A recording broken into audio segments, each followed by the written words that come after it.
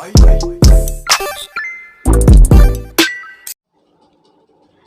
Everyone, welcome to my channel. আশা করি সবাই ভালো আছো। আজকের ক্লাসে আমরা শিখব যে সেন্টেন্সগুলোয় দুইটা করে অবজেক্ট থাকে, অর্থাৎ ডাবল অবজেক্টযুক্ত সেন্টেন্সগুলোকে কিভাবে অ্যাক্টিভ থেকে প্যাসিভ করা হয়। তাহলে চলো প্রথমে আমরা জেনে নিই যে দুইটা অবজেক্ট যে সেন্টেন্সটিতে আছে সেটা আমরা কিভাবে জানব। আমরা জানি কি অবজেক্ট পাওয়ার জন্য ভার্বটিকে কি বা কাকে দ্বারা প্রশ্ন করলে যদি অ্যান্সার পাওয়া যায় সেই অ্যান্সারটাই হচ্ছে অবজেক্ট। এখানে আমি একটা সেন্টেন্স লিখেছি, দেখো, he gave me a pen. সে আমাকে একটা কলম দিয়েছিল। এখানে গেভ হচ্ছে ভার্ব। এখন গেভ অর্থাৎ কি দিয়েছিল, একটা কলম দিয়েছিল, তাহলে কিন্তু এ পেন হচ্ছে একটা অবজেক্ট। আবার যদি প্রশ্ন করি যে কাকে দিয়েছিল, তাহলেও কিন্তু অ্যান্সার আসে যে আমাকে দিয়েছিল, সেহেতু মিউ হচ্ছে একটা অবজেক্ট। এর পরবর্তী সেন্টেন্সটা দেখো, দে ইলেক্টেড হিম ক্যাপ্টেন। তাকে ক্যাপ্টেন নির্বাচন করা হয়েছিল। কাকে নির্বাচন করা হয়েছিল? তাকে নির্বাচন করা হয়েছিল, অর্থাৎ হিম হচ্ছে একটা অবজেক্ট। এবার কি নির্বাচন করা হয়েছিল যদি প্রশ্ন করি, তাহলে আসবে কি ক্যাপ্টেন নির্বাচন করা হয়েছিল, অর্থাৎ ক্যাপ্টেনটাকে কিন্তু প্রাথমিকভাবে আমাদের অবজেক্ট মনে হচ্ছে, কিন্তু ক্যাপ্টেন হচ্ছে কমপ্লিমেন্ট। এই অবজেক্ট হিম অবজেক্টের কমপ্লিমেন্ট হচ্ছে ক্যাপ্টেন। এটা কী করে হলো দেখো, যদি এই দুইটার জিনিস হিম এবং ক্যাপ্টেন, হিম মানে সে কি, সে হচ্ছে ক্যাপ্টেন, আর ক্যাপ্টেনকে ক্যাপ্টেন সে, অর্থাৎ দুইজন কিন্তু একই ব্যক্তিকে নির্দেশ করছে, ওই জন্য কিন্তু ক্যাপ্টেনটা হচ্ছে কমপ্লিমেন্ট। তো উপরের এক্সাম্পলটা দেখো, মি এ পেন। মি হচ্ছে আমি, অর্থাৎ একজন ব্যক্তি, আর এ পেন হচ্ছে একটা বস্তু। আমি এবং একটা বস্তু কিন্তু একই জিনিস হতে পারে না, অর্থাৎ মি এবং এই পেনটাই কিন্তু সম্পূর্ণ আলাদাভাবে আমরা নির্বাচন করতে পারি, এই জন্য দুইটাই হচ্ছে অবজেক্ট। এরকম ডাবল অবজেক্টযুক্ত সেন্টেন্সকে কিভাবে আমরা অ্যাক্টিভ থেকে প্যাসিভ করব সেটা আমরা আজকের ক্লাসে শিখব। তাহলে চলো প্রথম এক্সাম্পলে চলে যাই। প্রথম এক্সাম্পল আছে কি, he gave me a pen. সে আমাকে একটা কলম দিয়েছিল। কাকে দিয়েছিল? আমাকে দিয়েছিল। কি দিয়েছিল? কলম দিয়েছিল। তার মানে কিন্তু দুইটাই অবজেক্ট, এবং এ পেন এবং মি যেহেতু সম্পূর্ণ আলাদা জিনিস, সেহেতু দুইটাই অবজেক্ট। তাহলে চলো এই সেন্টেন্সটিকে আমরা অ্যাক্টিভ থেকে প্যাসিভ করি। প্রথমে যদি মিটাকে আমরা সাবজেক্ট করি, সেক্ষেত্রে দেখো অ্যাক্টিভ থেকে প্যাসিভ করলে কেমন হয়। মি এর সাবজেক্টিভ ফর্ম হচ্ছে আই। তারপরে কি আছে অ্যাক্টিভ থেকে প্যাসিভের স্ট্রাকচারটা হচ্ছে subject plus to be verb plus ভি3 প্লাস বাই প্লাস অবজেক্ট। এখন স্ট্রাকচার অনুযায়ী এখানে একটা টু বি ভার্ব আসবে। টু বি ভার্বটা আসে ভার্ব থেকে। ভার্বে যেহেতু এটা V2 ফর্মে আছে, সেহেতু এখানে আমরা অজয়ের থেকে একটা টু বি ভার্ব নেব। যেহেতু এখানে আই আছে, সেহেতু আমরা ওয়াজ নেব, আই ওয়াজ। তারপরে কী হচ্ছে ভার্বের V3 ফর্ম। এখানে ভার্ব আছে গেভ, গেভের V3 ফর্ম হচ্ছে গিভেন। তারপরে কী আছে, যেহেতু এখানে অলরেডি একটা অবজেক্ট আছে, সেহেতু এই অবজেক্টটিকে আমরা আগে বসিয়ে নেব। তারপরে কী আছে বাই,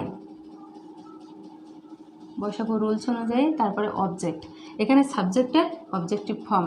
সাবজেক্ট যেহেতু হি আছে, হি এর অবজেক্টিভ ফর্ম হচ্ছে হিম।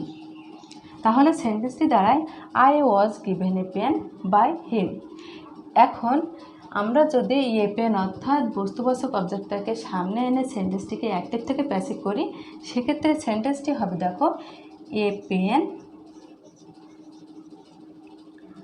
একটা টু বি ভার্ব আসবে ওয়াজ, তারপরে ভার্বের পাস্ট পার্টিসিপল ফর্ম অর্থাৎ V3 ফর্ম GIV গিভেন। তারপরে এখানে আরেকটি বস্তুবাচক অবজেক্ট আছে, আরেকটি ব্যক্তিবাচক অবজেক্ট আছে, যেটাকে আমাদের টু বা ফর দ্বারা যুক্ত করতে হবে। এখানে গিভেন আছে, তাহলে টু মি, রুলস অনুযায়ী বাই বসবে এবং সাবজেক্টের অবজেক্টিভ ফর্ম। তাহলে সেন্টেন্সটি দাঁড়ায় a pen was given to me by him. পরবর্তী এক্সাম্পল খেয়াল করো, he presented me a watch. সে আমাকে একটা ঘড়ি গিফট করেছিল। তার মানে কি দেখো, কি গিফট করেছিল, কি উপহার দিয়েছিল যদি বলি তাহলে আসে কি একটা ওয়াস উপহার দিয়েছিল। আর যদি বলি কাকে উপহার দিয়েছিল তাহলে আসে আমাকে উপহার দিয়ে দিত। মি হচ্ছে একটা অবজেক্ট, এখানে দুইটা অবজেক্ট, কারণ দুইটাই দেখো মি এবং এ ওয়াস মানে একটা ঘড়ি এবং আমি কিন্তু সম্পূর্ণ আলাদা জিনিস, এই জন্য দুইটাই হচ্ছে অবজেক্ট। এখন আমরা যদি ব্যক্তিবাচক অবজেক্টটাকে সাবজেক্ট করি সেক্ষেত্রে সেন্টেন্সটি হবে আই, মি এর সাবজেক্টিভ ফর্ম হচ্ছে আই, তারপরে কি আছে টু বি ভার্ব বসবে একটা ভার্ব অনুযায়ী, এখানে যেহেতু ভি টু ফর্ম আছে সেহেতু এখানে আমরা ওয়াজের থেকে একটা নেব, যেহেতু আই আছে সেহেতু আমরা ওয়াজ নিলাম। তারপরে প্রেজেন্টেড এর ভি থ্রি ফর্ম হচ্ছে প্রেজেন্টেড, তারপরে কি আছে যেহেতু এখানে একটা অবজেক্ট অলরেডি আছে সেহেতু আমরা অবজেক্টটিকে বসিয়ে নেব ওয়াজ। রুলস অনুযায়ী বাই বসবে এবং সাবজেক্টের অবজেক্ট ফর্ম হচ্ছে হিম। তাহলে সেন্টেন্সটি দাঁড়ায় I was presented a was by him. এখন দেখো যদি আমরা বস্তুবাচক অবজেক্টটাকে সামনে নিয়ে আসি সেক্ষেত্রে সেন্টেন্সটি কেমন হয়। এ ওয়াজ প্রেজেন্টেড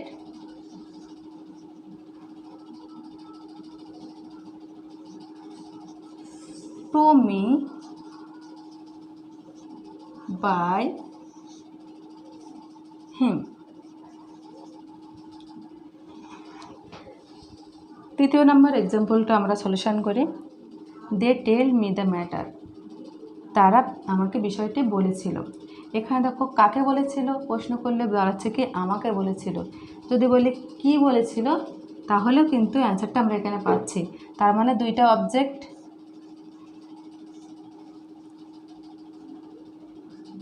অবজেক্ট দুইটিকে কিন্তু সম্পূর্ণ আমরা আলাদাভাবে দেখাতে পাচ্ছি, এই জন্যই কিন্তু দুইটাই অবজেক্ট। আমি এবং একটা বিষয় কিন্তু সম্পূর্ণ আলাদা জিনিস। এখানে খেয়াল করো ব্যক্তিবাচক অবজেক্টটাকে যদি আমরা প্রথমে নিয়ে আসি তাহলে কি আসে আই, টু বি ভার্ব টেল যেহেতু প্রেজেন্ট ফর্ম অর্থাৎ ভি ওয়ান ফর্মে আছে সেহেতু আমরা এম ইজার থেকে একটা নেব, আইয়ের পরে এম বসে আমরা জানি আই এম। টেলের ভি থ্রি ফর্ম হচ্ছে told the matter,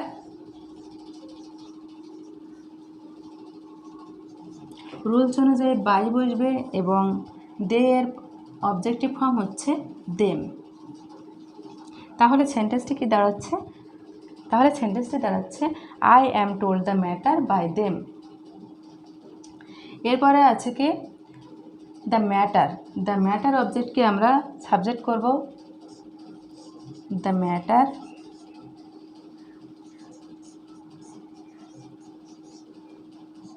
is told.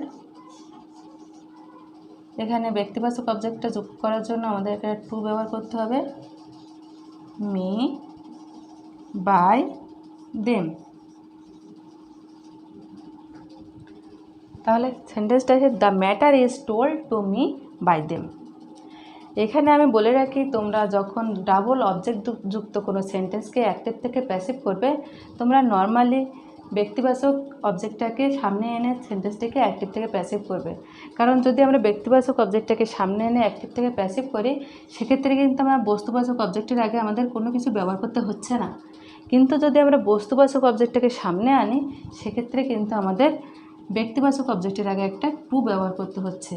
আমাদের এই টু প্রিপোজিশনটা ব্যবহার করতে মনে নাও থাকতে পারে, আমরা ভুলে যেতে পারি, সেজন্য আমাদের সহজ হবে কি ব্যক্তিবাচক অবজেক্টটাকে সামনে এনে সেন্টেন্সটিকে অ্যাক্টিভ থেকে প্যাসিভ করা।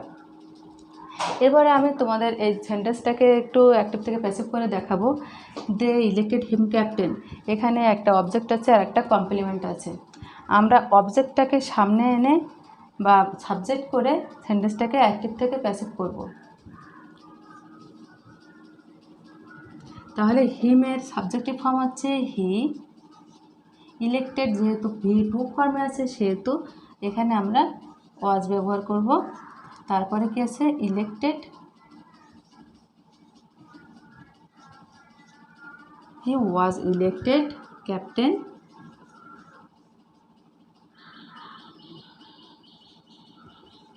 By them.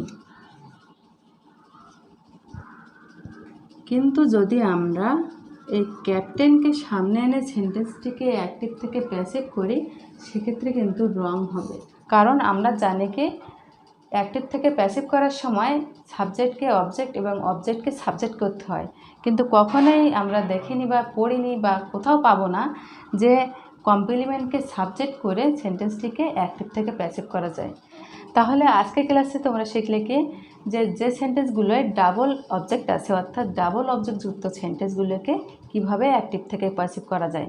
তাহলে আজকেই পর্যন্ত, টেক কেয়ার।